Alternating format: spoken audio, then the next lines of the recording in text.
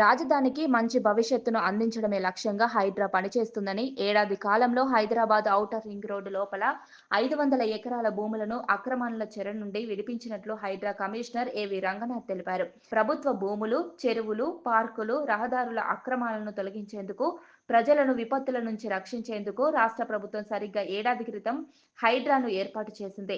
ఈ మేరకు అక్రమాలపై హైడ్రా ఉక్కుపాదం మోపింది. అదే సమయంలో దీనిపై కొందరిలో భయాందోళనలు నెలకొన్నాయి. ఆయా సందేహాలను నివృత్తి చేస్తూ రాబోయే ఏడాది కాలానికి నిర్దేశించుకున్న లక్ష్యాలు తదితర అంశాలను హైడ్రా కమిషనర్ వివరించారు.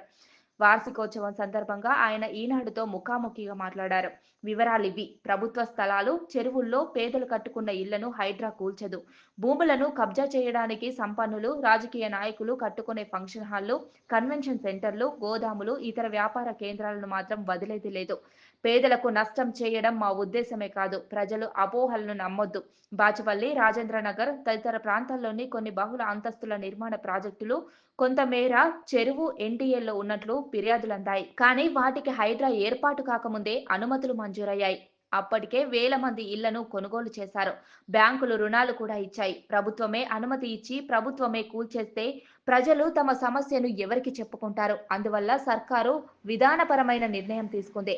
హైడ్రా ఏర్పాటు కాకముందు జారీ అయిన నిర్మాణ అనుమతులను గౌరవించాలని నిర్ణయించింది. హైడ్రా ఏర్పడ్డాక అలాంటి తప్పిదాలు జరగకుండా జీహెచ్ఎం, హెచ్ఎండిఏ, శివారు మున్సిపాలిటీలను అప్రమత్తం చేశాం. ఇప్పటి వరకు 500 ఎకరాలకు పైగా భూములను అక్రమాల నుంచి కాపాడాం.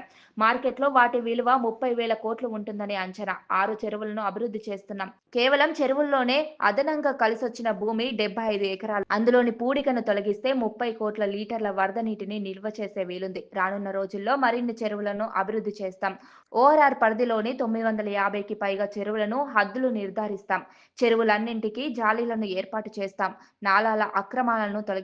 విపత్తుల నుంచి ప్రజలను, అక్రమాల నుంచి ప్రజల ఆస్తులను రక్షించడమే హైడ్రా ఏర్పాటు ముఖ్య ఉద్దేశం. పల్కాం చెరువులో 2015-16లో ఫాతిమా కాలేజీ నిర్మితమైంది. ఎంఎం కాలనీ పేరుతో బస్తీలు ఏర్పడ్డాయి. కూల్చివేతకు సిద్ధమైన సమయంలో తల్లిదండ్రులు, నిపుణుల నుంచి వందల సంఖ్యలో అభ్యర్థనలొచ్చాయి.